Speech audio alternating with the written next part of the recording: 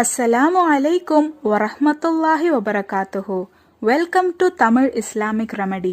இன்னைக்கு நம்ம வீடியோல நம்மளோட பிரத்யேகமான தேவைகள் நிறைவேற்ற ஓத வேண்டிய ஒரு சூறாவை பத்தியும் அதோட வழிமுறைகளை பத்தியும் தான் பார்க்க போறோம். உங்களது உடலில் ஒரு பகுதி இருக்கின்றன.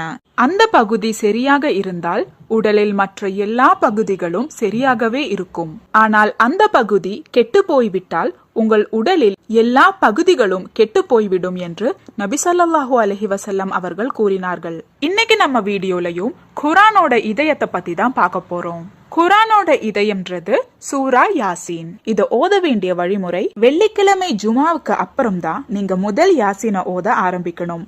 முதல் யாசீன் ஓதுறதுக்கு முன்னாடி அல்லாஹு தஆலா கிட்ட இந்த தேவைக்காக நான் 41 யாசீன் ஓதுறேன்னு, இதை ஏற்றுக்கொண்டு என்னோட துவாக்களை கபூல் செய்யா அல்லான்னு நியத் செஞ்சு ஆரம்பிங்க. நீங்க முதல் யாசீன் வெள்ளிக்கிழமை அன்னைக்கு ஜும்மா தொழுகை முடித்த பிறகு ஆரம்பிக்கணும். பொறுமையா அடுத்த வியாழக்கிழமை அசருக்குள்ள 40 யாசீன்களை ஓதி முடிச்சிடணும். கடைசி யாசீனை நீங்க கண்டிப்பா வெள்ளிக்கிழமை ஃபஜ்ர் தொழுகைக்கு 1 மணி நேரம் முன்னாடி தான் முடிக்கணும். இந்த மாதிரி நீங்க ஓதி முடிச்சதுக்கு அப்புறமா அல்லாஹு தஆலா கிட்ட உங்களோட தேவைகள் என்னவோ அதை ஆத்மார்த்தமாவும் பூர்ண இஹ்லாஸோடையும் கேளுங்க. அல்லாஹு தஆலா நிச்சயமா கபூல் செய்வான். எங்களோட சில பிரத்யேகமான தேவைகள் இந்த மாதிரி 41 முறை யாசீன் ஓதி துவா கேட்டதுனால நிறைவேறி இருக்கு.